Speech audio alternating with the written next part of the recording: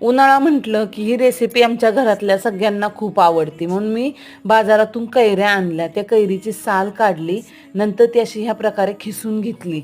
हरभऱ्याची डाळ रात्री भिजवली होती, ती हरभऱ्याची डाळ कैरीच्या खिसात ओतली. नंतर दोन्ही मिक्स करून त्याचं वाटण केलं, असं भरडं केलं.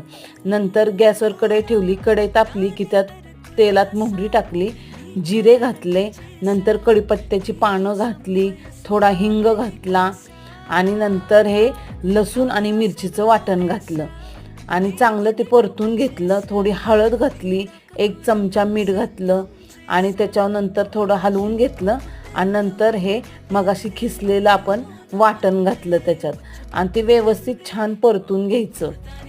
पाण्याचा थोडासा शितोडा मारून झाकून ठेवायचं. नंतर त्याच्यावर कोथिंबीर घालायची आणि सगळं व्यवस्थित असं हलवून घ्यायचं. तर तयार आहे आपला कैरी आणि वाटलेल्या डाळीचा झुणका.